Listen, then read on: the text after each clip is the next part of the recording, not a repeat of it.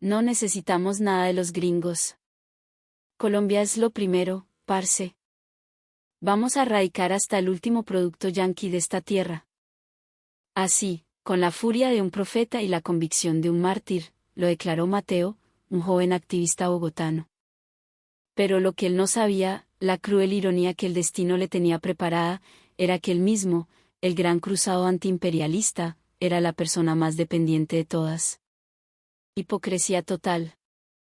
En los últimos años, aquí en Colombia, hemos visto cómo nacen y mueren movimientos de resistencia contra la influencia extranjera, especialmente la estadounidense.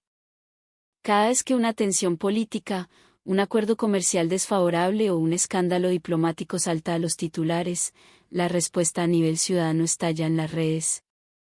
¿Recuerdan en los 2000, con las fumigaciones de glifosato del Plan Colombia? Las protestas en las universidades eran el pan de cada día. O más recientemente, las discusiones sobre los TLC, que encendieron debates furiosos sobre si estábamos vendiendo el país. Sin embargo, estas oleadas de indignación han seguido un patrón predecible, un estallido de furia que se apodera de las redes sociales por un par de semanas, para luego desvanecerse como la neblina en los cerros de Bogotá. Pero algo ha cambiado. Hay una nueva generación, la suya, la mía, que armada con el poder de TikTok, Instagram y X, está llevando a cabo un activismo más persistente, más viral. Comparten información de manera organizada, crean hashtags que se vuelven tendencia en horas y promueven un estilo de vida que, supuestamente, evita todo lo que huela a gringo. La historia que les voy a contar hoy es la de uno de ellos. Un joven que le entregó su vida a esta causa. La historia real de un estudiante universitario que se propuso la misión de lograr una exclusión total de los productos estadounidenses. Lo que le esperaba era una cadena de desastres que ni en sus peores pesadillas habría imaginado. ¿Qué le pasó exactamente a este idealista? ¿Y qué podemos aprender de su caída? Quédense conmigo, porque esta es la cruda realidad que Colombia debe enfrentar. Mateo, de 23 años, era un estudiante brillante en una prestigiosa universidad privada de Bogotá. Un joven serio, de gafas, siempre con un libro bajo el brazo, cursando la carrera de economía. Su obsesión, su ideología anti-yanqui, no nació de la noche a la mañana. Sus raíces se hundían en su infancia. Todo comenzó en una salida pedagógica del colegio a un museo de historia en la Candelaria. Allí, en los pasillos silenciosos y solemnes, sus ojos de niño se toparon con las exhibiciones que narraban los capítulos más oscuros de la relación entre Colombia y Estados Unidos. Vio las fotos en blanco y negro de la masacre de las bananeras, los documentos desclasificados sobre la intervención de la CIA en la política nacional, los testimonios de campesinos desplazados por políticas impulsadas desde Washington. Esas imágenes, esos registros, se grabaron a fuego en su mente infantil. El Imperio del Norte, pensó con una seriedad impropia de su edad, es un enemigo al que jamás debemos perdonar. Desde ese día, un profundo sentimiento de rechazo hacia todo lo estadounidense echó raíces en el corazón de Mateo. Y a medida que crecía, ese sentimiento se convertía en un árbol robusto y frondoso. Al entrar a la universidad, encontró el megáfono perfecto para su ideología, las redes sociales. Comenzó a publicar sus pensamientos, sus análisis económicos teñidos de un nacionalismo a ultranza. Al principio, sus publicaciones solo las veían un puñado de amigos cercanos, pero poco a poco, su discurso empezó a resonar. Cada vez que compras un iPhone, estás financiando el imperio que nos ha explotado. Cada vez que tomas una Coca-Cola, te tragas un sorbo de neocolonialismo, escribía con fervor. Nosotros, los colombianos, tenemos todo lo que necesitamos para vivir una vida próspera y digna. Apoyemos lo nuestro. Sus mensajes, directos y cargados de emoción, comenzaron a ganar tracción. Su cuenta, que al principio era un diario personal de indignación, se transformó en un referente del movimiento. A los 6 meses, ya tenía varios miles de seguidores. Un año después, más de 10.000 jóvenes seguían sus publicaciones, compartían sus videos y aplaudían su retórica. Una tarde, en la cafetería de la universidad, mientras tomaba un tinto, la casualidad lo puso frente a un grupo de estudiantes que parecían hablar su mismo idioma. Discutían apasionadamente sobre alternativas nacionales a las plataformas de software dominadas por Silicon Valley. Resultó que se reunían periódicamente para intercambiar información sobre cómo vivir una vida libre de la influencia gringa. «Parce, ¿no quieres unirte a nosotros?», le dijo el líder del grupo, un estudiante de sociología con una barba incipiente. «Hablamos en serio. Queremos limpiar este país de la dependencia yanqui, de verdad». Mateo sintió como si hubiera encontrado a su verdadera familia. Aceptó de inmediato. El hecho de tener camaradas, almas gemelas que compartían su visión, inyectó una nueva dosis de fervor a su activismo. Su influencia en redes, ahora respaldada por un colectivo, se disparó. 20.000, 30.000 seguidores. Sus publicaciones se convertían en virales, compartidas por jóvenes de todo el país. Colombia primero, sin gringos, consumo local, vida 100% colombiana. Con un arsenal de hashtags, Mateo documentaba su día a día, mostrando cómo eliminaba sistemáticamente cada producto estadounidense de su vida. Cada foto, cada video, recibía cientos de me gusta y comentarios de apoyo. «Eres un héroe, Mateo, gracias por abrirnos los ojos, sigue así, eres nuestra inspiración». Esa sensación de ser admirado, de ser un líder, era adictiva. La dopamina de la validación social recorría sus venas. Se sentía un cruzado, un agente de la justicia histórica. Estaba absolutamente convencido de que caminaba por el sendero de la verdad. Pero entonces, un evento, una simple noche de fin de semana, haría que su mundo, construido sobre cimientos de una ideología de arena, se viniera abajo con un estruendo catastrófico. Música cambia a un tono de misterio y revelación. El punto de quiebre para Mateo llegó una noche de sábado.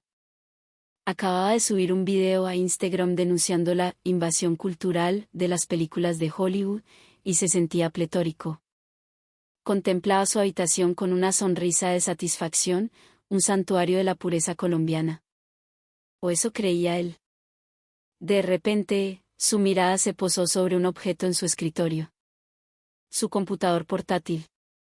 Un aparato elegante, de color plateado, en el que pasaba horas escribiendo sus trabajos para la universidad y, por supuesto, sus manifiestos patrióticos. Por un impulso inexplicable, le dio la vuelta. Y allí, grabado en el metal frío en una tipografía diminuta y casi invisible, leyó las palabras que hicieron que su corazón se detuviera: Designed by Apple in California. Assembled in China. California. El corazón de la bestia. Un escalofrío le recorrió la espalda. Presa del pánico, comenzó a inspeccionar cada objeto en su habitación, como un detective en la escena de un crimen. Y el horror no hizo más que crecer. ¿El televisor en la pared? Un vicio, marca californiana. ¿El aire acondicionado portátil que lo salvaba del calor bogotano ocasional? Un Honeywell, de Nueva Jersey. La nevera pequeña donde guardaba sus jugos de lulo, en la placa metálica trasera, tenía el logo de Whirlpool Corporation, de Michigan. Su cuarto era un enclave gringo. No puede ser. ¿Cómo no me di cuenta? Tantos por todas partes, se lamentaba, mientras el sudor perlaba su frente. La investigación se volvió más frenética y el resultado, más devastador. La cámara digital con la que grababa sus videos, Canon, sí, japonesa, pero todo el software de edición que usaba en su Mac, Final Cut Pro, era de Apple. Sus audífonos Beats, californianos. La afeitadora eléctrica, una Philips Norelco, con sede en Stamford, Connecticut. Las novelas gráficas de superhéroes que coleccionaba en su estantería. Marvel, DC Comics. Pura propaganda cultural yankee. Abrió su closet y la humillación fue total: sus jeans favoritos, unos Levi's. La chaqueta de Jan que tanto le gustaba, de The Gap. Las zapatillas que usaba a diario, unas Nike. El cuarto de Mateo, el supuesto bastión de la resistencia colombiana, estaba completamente colonizado por productos estadounidenses. No puede ser, gritó al vacío. He estado viviendo rodeado por el enemigo. Una rabia violenta y un profundo desprecio por sí mismo lo consumieron. El gran predicador del boicot, el influencer sin gringos, era en realidad el mayor consumidor de todos. La contradicción era insoportable. La hipocresía lo ahogaba. Todo. Voy a botar todo a la basura. Y ese día, comenzó la purga. El comportamiento de Mateo se volvió errático, obsesivo. Primero, elaboró una lista. Revisó cada objeto de su habitación, cada prenda de su armario, cada aparato electrónico. Buscaba en Google el nombre de cada fabricante, investigaba la sede de cada corporación. Cualquier cosa que tuviera la más mínima conexión con Estados Unidos era añadida a la lista sin piedad. El trabajo se extendió hasta altas horas de la madrugada, bajo la luz de un bombillo que, para su horror, también descubrió que era de General Electric. Al día siguiente, armado con una montaña de bolsas de basura negras, comenzó la ejecución. El televisor de alta definición, el portátil Mac que sus padres le habían regalado con tanto esfuerzo, la cámara que era su orgullo. Todo fue arrojado sin contemplaciones dentro de las bolsas. Así tiene que ser, se repetía a sí mismo, como un mantra para callar la punzada de dolor que sentía al deshacerse de sus posesiones. Este es el verdadero sacrificio. Este es el verdadero boicot. Le tomó un día entero. Un día de furia y destrucción. Cuando terminó, su habitación estaba desolada. Solo quedaban su cama, un pequeño escritorio de madera comprado en el barrio Restrepo y una vieja estantería de fabricación nacional. El espacio, antes acogedor y lleno de vida, ahora parecía el cuarto de un monje o una habitación vacía antes de una mudanza. Un silencio sepulcral lo envolvía. Perfecto, susurró Mateo, observando el desolador panorama con una extraña mezcla de orgullo y vacío. Sacó su celular, un Huawei que se había asegurado de que fuera chino, y tomó una foto. La subió inmediatamente a sus redes. Hoy he purgado mi espacio vital de toda influencia yanqui. Esta es la vida de un verdadero patriota.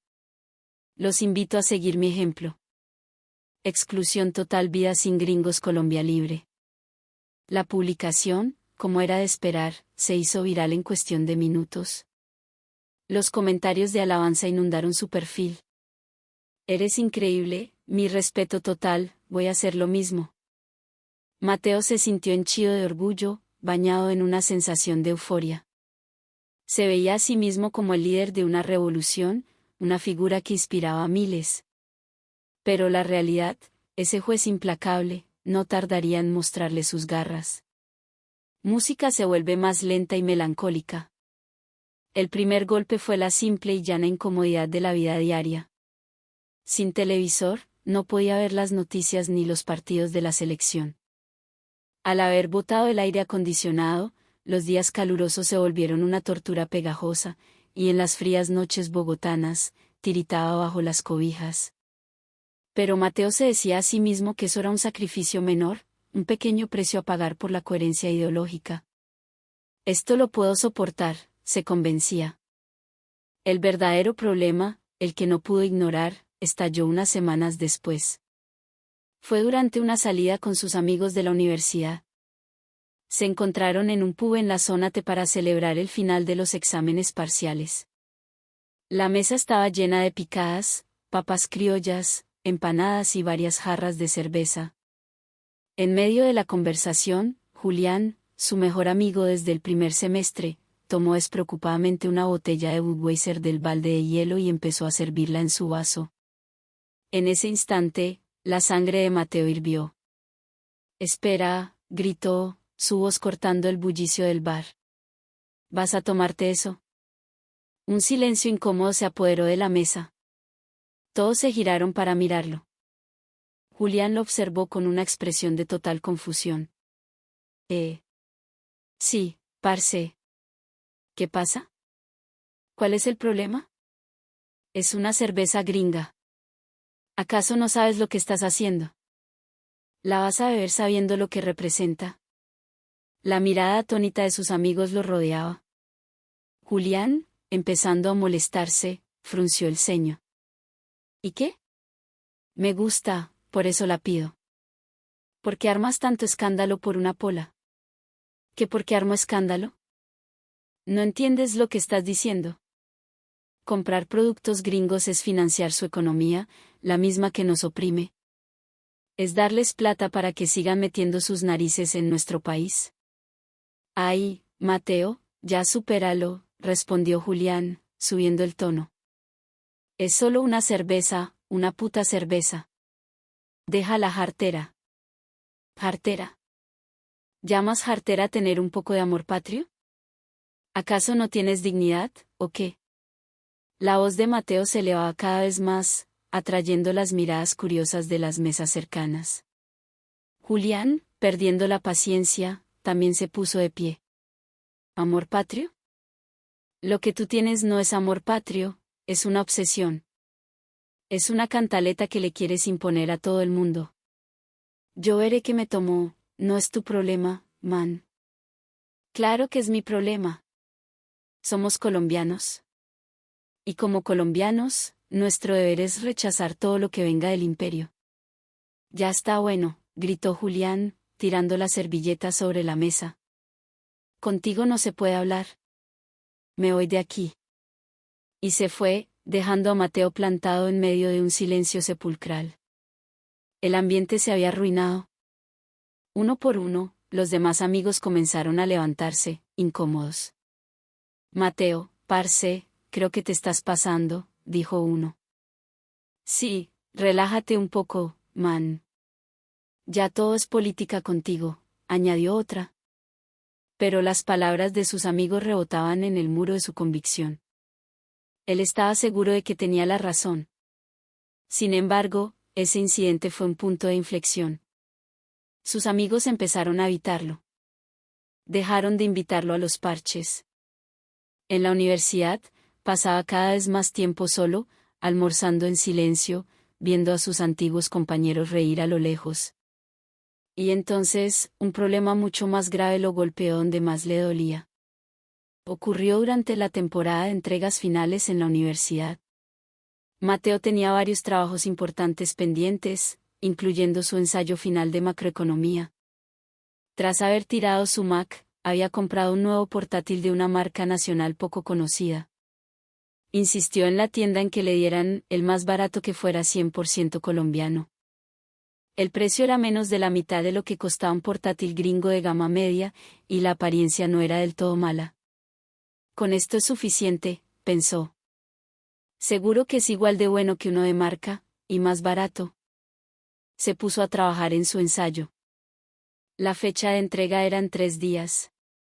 Pasó noches enteras en vela, recopilando datos, analizando gráficos y escribiendo furiosamente.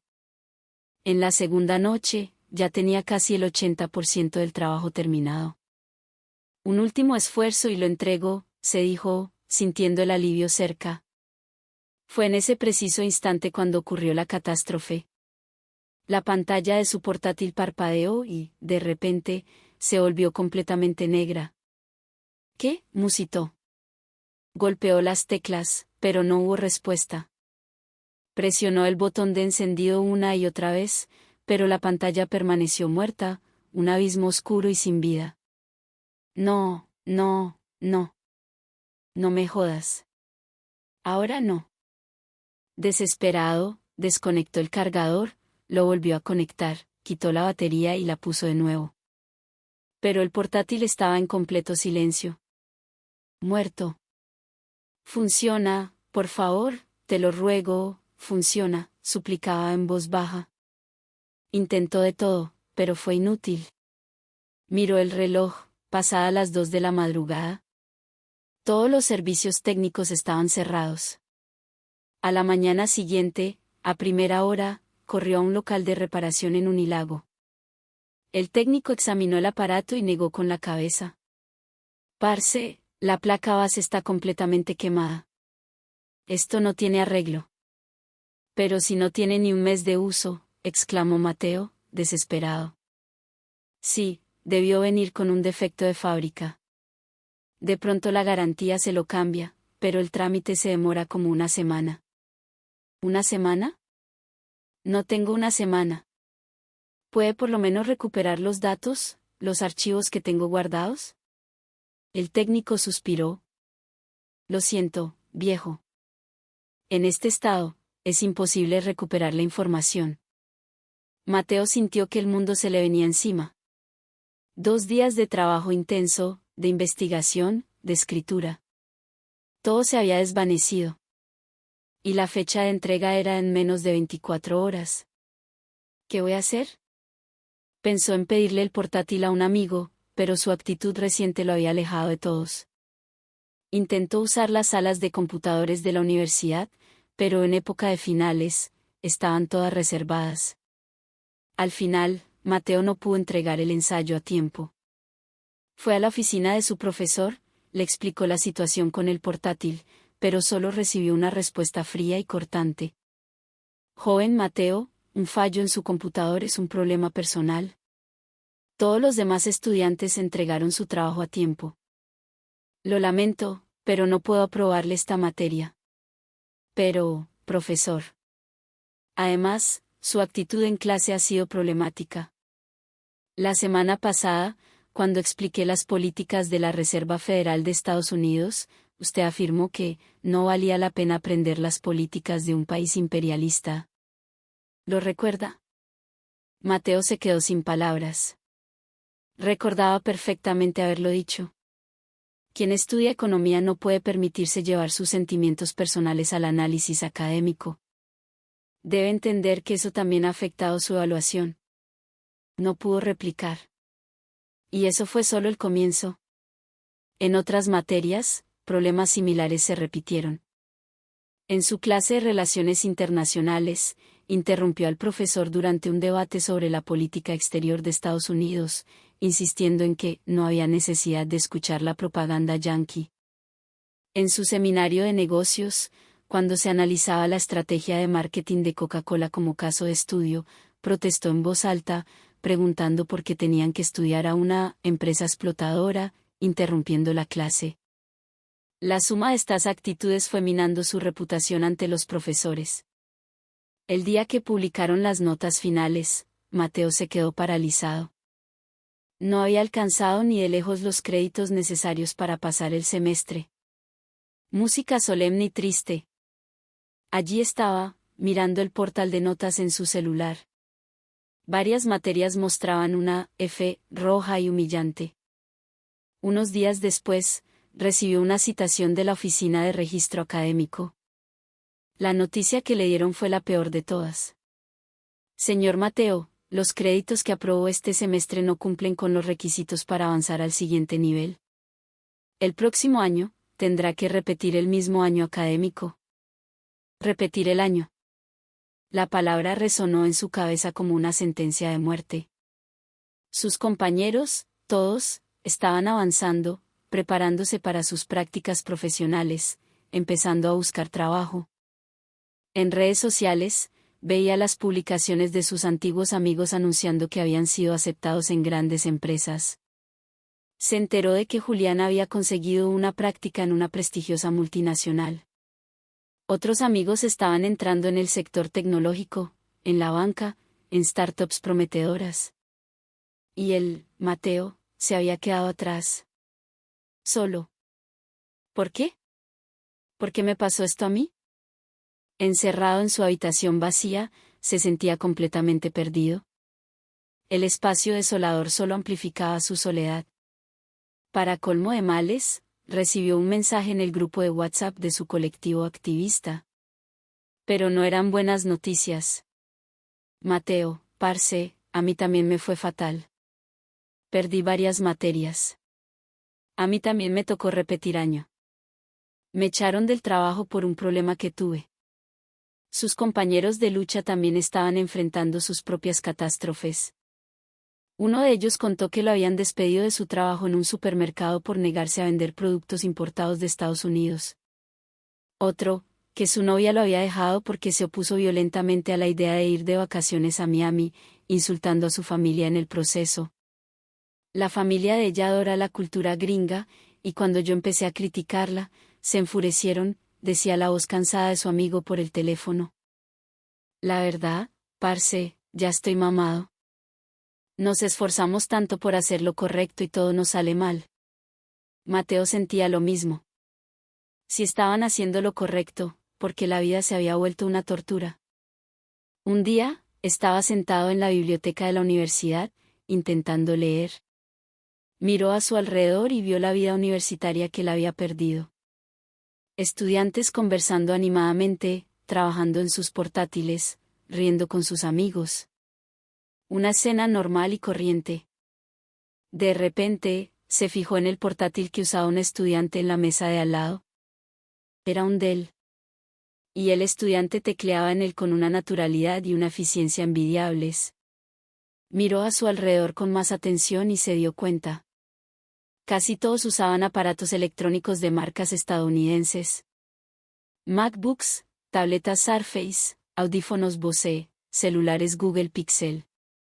Todo el mundo los usa. Como si nada, pensó. Una pregunta incómoda comenzó a formarse en su mente, ¿y si la gente que se oponía a los productos gringos era, en realidad, una minoría ruidosa pero insignificante? Pasó un mes desde que supo que tenía que repetir el año. Mateo ya casi no publicaba en sus redes sociales. Con demasiado tiempo libre, empezó a caminar sin rumbo por Bogotá, simplemente vagando por las calles, día tras día. Y en esas caminatas, empezó a notar cosas. Una tarde, paseando por la zona rosa, se detuvo frente a la vitrina de un ice shop.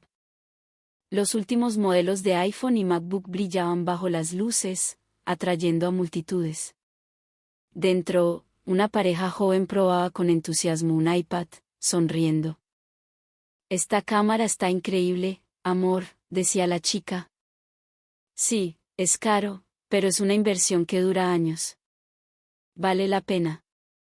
Elegían el producto sin la más mínima vacilación, sin una pizca de culpa ideológica. Otro día, mientras tomaba un café en un OMA, escuchó la conversación de dos universitarias en la mesa contigua. «Amiga, ¿el próximo mes nos vamos para Nueva York?» «No te creo». «¡Qué delicia!» «¿A dónde van a ir?» «A todo, la Estatua de la Libertad, Times Square, Central Park. Siempre he soñado con ir. Y a comprar de todo». «¡Qué envidia!» «Yo muero por ir». «Me cuentas todo». Hablaban de su viaje con una alegría y una emoción contagiosas. Nadie las juzgaba. Era algo normal, un sueño común. Mateo se sentía como un extraterrestre. En el mundo de sus redes sociales, miles de personas apoyaban el boicot. Pero en el mundo real, la gente usaba productos estadounidenses, viajaba a Estados Unidos y disfrutaba de su cultura sin ningún problema. Una tarde, entró en una librería en el centro. En la sección de cómics, una pared entera estaba dedicada a las novelas gráficas de Marvel y DC. Para su sorpresa, el pasillo estaba lleno de jóvenes hojeando los tomos, eligiendo cuáles llevar y haciendo fila en la caja. «Uf, por fin salió el nuevo de Spider-Man. Lo estaba esperando», escuchó decir a uno. Nadie parecía sentir la más mínima culpa por consumir cultura imperialista. La duda en la mente de Mateo se convirtió en un abismo. ¿Será que todo en lo que creía estaba equivocado? Esa noche, por primera vez en semanas, abrió Instagram y se dedicó a revisar los perfiles de sus seguidores más fieles, aquellos que siempre comentaban sus publicaciones con más fervor. Lo que descubrió lo dejó helado. Uno de sus seguidores más vocales, que siempre usaba el hashtag sin gringos, había subido fotos de sus vacaciones. La geolocalización indicaba Orlando, Florida. «El mejor viaje de mi vida», decía al pie de foto, junto a una selfie con el castillo de Disney de fondo. Otra seguidora había publicado una foto de su nueva cámara. Había intentado ocultar la marca, pero por el diseño, Mateo reconoció de inmediato que era una GoPro, una marca californiana. Y otro más, uno de los más radicales en sus comentarios, tenía una publicación reciente hablando apasionadamente sobre la última temporada de Stranger Things. Hipocresía total. Todos. Todo lo usan en secreto, se dio cuenta. Apoyaban el boicot de Boquilla, para la galería, pero en sus vidas privadas, usaban los productos, consumían la cultura y disfrutaban de los viajes. La amarga verdad lo golpeó, el único que se había tomado en serio esa lucha, el único que había practicado lo que predicaba, era él. Y como resultado, era el único que había pagado un precio tan alto. Miró su habitación desolada. El espacio vacío. La vida incómoda. Los amigos perdidos. El año de universidad tirado a la basura. ¿Pero qué he hecho?, se preguntó, mientras un profundo arrepentimiento, frío y pesado, le oprimía el pecho. Unos días después, armándose de valor, le escribió a Julián. Para su sorpresa, Julián aceptó encontrarse con él sin dudarlo. Se sentaron frente a frente en una pequeña cafetería de barrio. Un silencio incómodo flotó entre ellos. Mateo fue el primero en hablar. Parce. Lo de la otra noche. De verdad, lo siento mucho. Tranquilo, man. Ya pasó. Estaba equivocado. Tenías toda la razón. Julián lo miró, un poco sorprendido. Me enteré de que tienes que repetir el año. Lo siento, parce. Debió ser duro. Sí. Pero fue mi culpa. Todo fue mi culpa. Mateo le contó todo lo que había pasado en el último año. La purga de sus cosas, la soledad, el portátil dañado, el año perdido. Julián lo escuchó en silencio, con atención. Cuando Mateo terminó, tomó un sorbo de su café y habló con calma. Mira, Mateo, yo no voy a negar que los gringos han hecho cosas terribles. Nuestra historia con ellos es complicada, y es normal tener sentimientos encontrados. Lo entiendo. Pero una cosa es la historia y la política, y otra muy diferente es la tecnología, los productos, la vida práctica. Debemos tener la objetividad para reconocer lo que es bueno, venga de donde venga. Las palabras de Julián eran serenas, pero llenas de una lógica aplastante. Si los productos gringos son reconocidos en todo el mundo, es por algo. Tienen calidad, son duraderos, son fáciles de usar. Lo sabes porque los usaste. Admitir eso no es ser un traidor a la patria ni nada por el estilo. Pero entonces, ¿dónde queda el patriotismo?, preguntó Mateo con voz débil. El patriotismo, para mí, es trabajar para que nuestro país mejore. No es negar todo lo que viene de afuera. Al contrario, es aprender de lo mejor que tienen otros países para fortalecer el nuestro. Ese, parce, es el verdadero patriotismo. Las palabras de Julián se clavaron en la mente de Mateo. Además, casi todo el mundo, aunque no lo diga en voz alta, usa productos gringos y disfruta de su cultura. La gente sabe separar las cosas. Reconocen el pasado, pero viven en el presente. Creo que tienes razón. Tú también lo sabías, ¿no? En el fondo, sabías que estabas equivocado. Solo que no querías admitirlo. Mateo no pudo negarlo. En algún rincón de su mente, siempre lo supo. Sabía que una vida sin la influencia global era inviable, impráctica. Pero admitirlo habría significado negar toda su identidad, toda su lucha. Por eso, prefirió no ver. Todavía no es tarde, Mateo. Eres un tipo inteligente. Puedes recuperarte de esto. Las palabras de ánimo de Julián fueron como un bálsamo, la primera luz de esperanza que Mateo sentía en mucho tiempo. A partir de ese día, su forma de pensar comenzó a cambiar. Cuando necesitó comprar un nuevo portátil, investigó. Ya no le importaba la nacionalidad del fabricante, sino el equilibrio entre calidad, rendimiento y precio. Terminó comprando uno de marca estadounidense. Y lo aceptó. Mateo por fin lo había entendido. La tecnología, la cultura, el conocimiento. No tienen pasaporte. Música inspiradora y reflexiva. Estados Unidos tiene, sin duda, una tecnología que lidera el mundo. La eficiencia y fiabilidad de sus sistemas operativos, la innovación de su industria de software, el poder de su ecosistema de startups. Todo esto es el resultado de décadas de inversión en investigación, desarrollo y una cultura de mejora continua. Una mentalidad que busca la excelencia y no se conforma. Y sí, por supuesto, Colombia también tiene cosas maravillosas. Tenemos una creatividad y una resiliencia que el mundo admira.